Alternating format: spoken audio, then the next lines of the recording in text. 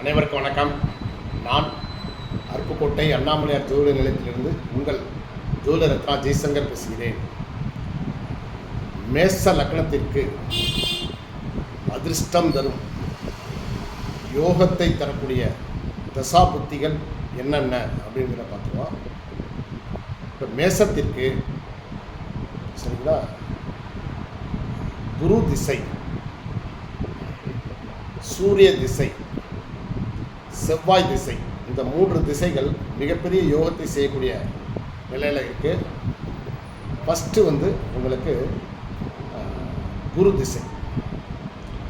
மேச லக்னத்திற்கு குரு திசை, அதாவது அவர் குரு பாக்கிய அதிபதி இல்லையா, தனுசில் இருக்கார். பாக்கிய அதிபதியாக வர்றதுனால குரு திசை மிக மிக யோகத்தை செய்யும். ஆனால் குரு லக்னத்திற்கு 6, 8, 12ஆம் இடங்களில் மறைவு ஸ்தானத்தில் இருக்கக்கூடாது. அப்புறம் பாவக்கிரகங்களான செவ்வாய், சனி, ராகு, கேது இவங்களுடைய பார்வையிலையும் இருக்கக்கூடாது. இப்படி இல்லாமல் இருந்தால் எங்கே இருந்தாலும் அது யோகத்தை செய்யும். சரி, சூரியன், சூரிய திசை. சூரியன் உங்களுக்கு 5ஆம் அதிபதியாக வர்றார். மேச லக்னத்திற்கு 5ஆம் அதிபதி சூரியன்.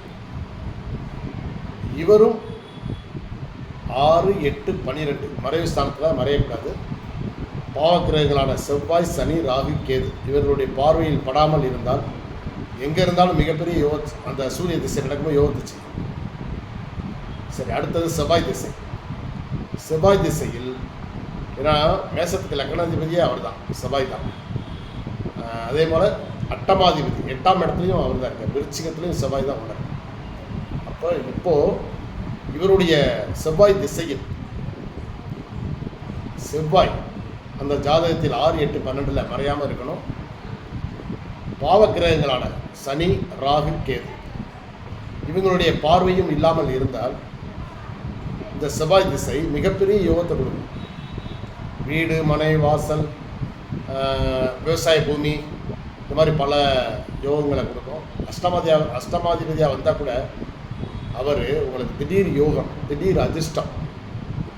நீங்கள் வாங்கி போட்ட இடம் பார்த்தீங்கன்னா ஒரு 5 வருஷத்துக்குள்ளே மிகப்பெரிய ஒரு வளர்ச்சியான இடமா மாறிடும். அப்படிலாம் சில யோகங்கள் உங்களுக்கு உயில் சொத்து இந்த மாதிரி இதில் பல யோகத்தை கொடுப்பார். அதனால் மேச லக்னத்திற்கு இந்த 3 தசாபுத்திகளும் மிகச்சிறந்த யோகத்தை கொடுக்கும். குரு திசை, சூரிய திசை, செவ்வாய் திசை. நன்றி, வணக்கம்.